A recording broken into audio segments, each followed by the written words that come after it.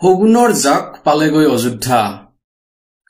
শগুন মানে জটায়ু, যাৰ ডাঙৰ ডাঙৰ ডেউকা আছে, যাৰ বেকা শক্ত ঠোঁট আছে, যিয়ে প্ৰকৃতিৰ পৰা মৰা পচা গেলা বস্তুবিলাক খাই প্ৰকৃতিক প্ৰদূষণমুক্ত কৰি ৰাখে। প্ৰকৃতিৰ প্ৰকৃত বন্ধু। ইয়াক চমৎকাৰ বুলি কব নে কাকো পৰে তালু হৰে বুলি কব? জাকে জাকে শগুনৰ জাক অযোধ্যাৰ আকাশত দেখা পোৱা গৈছে। অযোধ্যা এতিয়া সকলোৰে নয়নৰ মণি হৈ আছে। বিশ্বৰ প্ৰান্তে প্ৰান্তে অযোধ্যাত এতিয়া পলে পলে কি হৈ আছে সকলোৱে জানিব বিচাৰি আছে। অযোধ্যাৰ সেই মনোমোহা দৃশ্য চাবলৈ সকলোৱে আতুৰ হৈ আছে। মোকো কমেন্ট কৰি জনাইছিল যে অযোধ্যাৰ ওপৰত ভিডিঅ' বনাব লাগে, সেয়েহে আজি প্ৰথমটো ভিডিঅ' লৈ আহিছো। শগুনৰ জাক ক'ত দেখা গৈছে, কি কৰিছে, বন বিভাগে ইয়াৰ ওপৰত কি পদক্ষেপ লৈছে, সেই কথাটো কোৱাৰ আগতে আপোনালোকক জনাও যে জানুৱাৰীৰ 22 তাৰিখে ৰামলালাৰ প্ৰাণ প্ৰতিষ্ঠা কৰা হ'ব। 5জন গণ্যমান্য ব্যক্তিয়ে প্ৰাণ প্ৰতিষ্ঠাত মুখ্য ভাগ ল'ব। প্ৰধানমন্ত্ৰী নৰেন্দ্ৰ মোদী ডাঙৰীয়া, উত্তৰ প্ৰদেশৰ মুখ্যমন্ত্ৰী ডাঙৰীয়া, গৃহমন্ত্ৰী অমিত শ্বাহ ডাঙৰীয়া, আনন্দীবেন পেটেল থাকিব আৰু কোনোবা এজন ধৰ্মগুৰু থাকিব। এনেকুৱা বাতৰি ওলাই আছে, কিন্তু সময়ত কি হয় ময়ো নাজানো। গণ্যমান্য ব্যক্তিয়ে মত পোষণ কৰিছে যে প্ৰধানমন্ত্ৰী ডাঙৰীয়াই যশোদাবেন ডাঙৰীয়ানীকো লগত লৈ আহিব লাগে। ময়ো তেখেতসকলৰ লগতে প্ৰধানমন্ত্ৰী ডাঙৰীয়াক অনুৰোধ জনাম। তেখেতৰ দৰে ধৰ্মপৰায়ণ নাৰী এগৰাকী আমাৰ বাবে সকলোৰে বাবে আদৰ্শ। আৰু আপুনিও ইলেকশ্যন কমিশ্যনৰ অফিচত আপুনি ফৰ্মতো তেওঁৰ নাম লিখিছে। গতিকে সনাতন ধৰ্মাৱলম্বী কোন মহিলা এনেকুৱা থাকিব পাৰে যিয়ে ৰাম মন্দিৰৰ প্ৰতিষ্ঠা প্ৰাণ প্ৰতিষ্ঠাত অংশগ্ৰহণ কৰিব নিবিচাৰিব? গতিকে তেওঁকো সংগ দিয়াটো অতিকে প্ৰয়োজন বুলি মই ভাবো। আপুনি দেশৰ বাবে বহুত কৰিছে। ৰাম মন্দিৰ নিৰ্মাণৰ পৰা ভিতৰ কৰি মথুৰা, জ্ঞানবাপী এইবিলাক সকলো কোৰ্টত আছে। আমাৰ হিততে আহিব। দেশ বিদেশত আপুনি যিমান যি কৰি আছে জনতাৰ কাৰণে আমি সকলোৱে গৌৰৱান্বিত। লোকসভা ৰাজ্যসভাত মহিলাৰ আসন সংৰক্ষণ কৰিছে, ধুনীয়া কথা। এগৰাকী ধৰ্মপান মহিলাক তেওঁকো সংগ দিয়াটো অতিকে প্ৰয়োজন বুলি মই ভাবো। বাৰু মূল বিষয়লৈকে আহো। প্ৰকৃতিৰ বন্ধু এই শগুন হৈছে বহুত শক্তিশালী পক্ষী। যেতিয়া ৰাৱণে আকাশ মাৰ্গেৰে সীতা মাতাক হৰণ কৰি লৈ গৈ আছিলে, সীতা মাতাৰ কৰুণ বিননি শুনি ৰাৱণৰ লগত যুদ্ধ কৰিবৰ কাৰণে জটায়ু আগভেটা দিছিলে। অলপ যেতিয়া পৰি থাকিল তেতিয়া জীৱ যোৱা নাছিলে।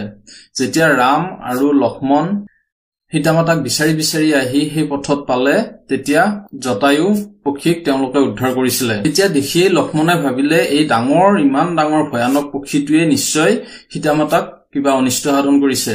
সেইবুলি ধনুকাৰ মাৰিব খোজোতেই ৰামে তেতিয়া বাধা দি আৱৈ বুলি মাতিছিলে।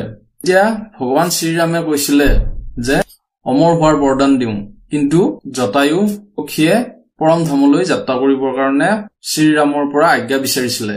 তেতিয়া ভগৱান শ্ৰীৰামৰ কোলাতে জটায়ু পক্ষীয়ে শেষ নিশ্বাস ত্যাগ কৰিছিলে।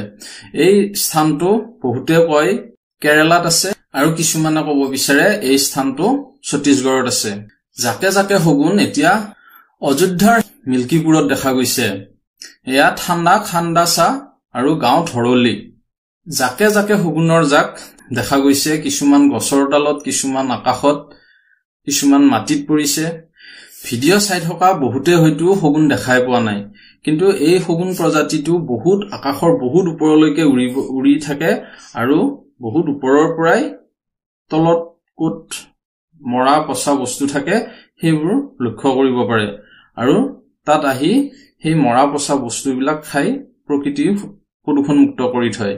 চম্পাতীয়ে এই কথা কৈছিলে। জটায়ু ভায়েক আছিলে চম্পাতী। তেওঁ কৈছিলে যে আমি বহুত ওপৰলৈ গৈ উৰিব পাৰো আৰু তলত বহুত ওপৰলৈ উৰিলেও তলত আমি লক্ষ্য ৰাখো। ওপৰৰ পৰা উৰি আহি তলত মৰা বস্তুবিলাক খাই প্ৰদূষণমুক্ত কৰিছিলে আৰু ডাঙৰ ডাঙৰ গছৰ ঠানিৰে বাঁহ সাজিছিলে।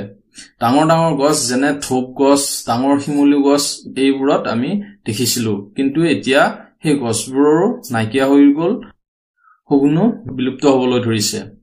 গৰুৰ গাখীৰ বৃদ্ধি কৰিবৰ কাৰণে এটা সময়ত প্ৰচুৰ পৰিমাণে মেডিচিনৰ ইউজ কৰা হৈছিলে, বেজি দিয়া হৈছিলে গাই গৰু বিলাকক, আৰু সেই গাইবিলাক যেতিয়া মৰি গৈছিলে তেতিয়া পেলাই দিয়া হৈছিলে আৰু সেই মৰা খাই বিষক্ৰিয়া হৈ বহুতো শগুন মৃত্যুমুখত পৰিছিল শগুন সংৰক্ষণ আৰু প্ৰজনন কেন্দ্ৰ হাৰিয়ানাৰ পিন্নৰ হাৰিয়ানাত 2001 চনত স্থাপন কৰা হৈছিল আৰু ইউপিৰ মহাৰাজগঞ্জত বিশ্বৰ প্ৰথমটো জটায়ু এছিয়াই কিং প্ৰজনন আৰু সংৰক্ষণ কেন্দ্ৰ বনোৱা হৈছিল কোটি কোটি টকা ব্যয় কৰি এই কেন্দ্ৰসমূহ বনোৱা হৈছে আৰু এটি আছে গোৰখপুৰত 15 কোটি টকাৰ ব্যয় কৰি তাতো এটা স্বাস্থ্য কেন্দ্ৰ ডেভেলপ কৰা হৈছিল তাত এই শগুনসমূহৰ চিকিৎসা কৰা হয় ডাঙৰ ডাঙৰ পিজিৰা বনোৱা হৈছে আৰু প্ৰজনন কৰোৱা হয় নতুন প্ৰজাতিৰ সৃষ্টি কৰি তাত বিচৰণ কৰিবলৈ দিয়া হয় এতিয়া বহুতেও প্ৰশ্ন কৰিছে এই শগুনসমূহ তাৰ পৰাই আহিছে নেকি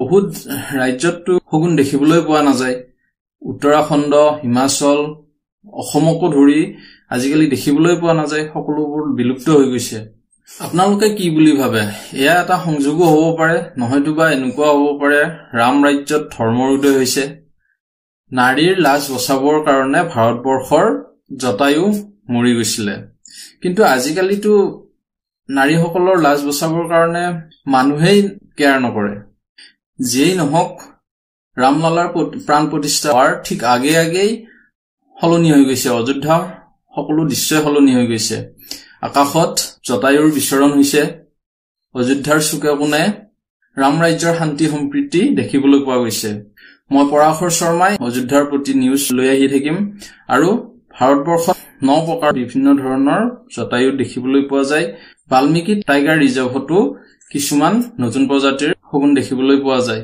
চিৰিয়াখানাত দুই এটা শগুন হেয়াও জৰাজীৰ্ণ অৱস্থা হৈছে গৈ অনুকূল পৰিৱেশ নপোৱাৰ ফলত হয়তো হেয়াও বিলুপ্ত হৈ যাব নমস্কাৰ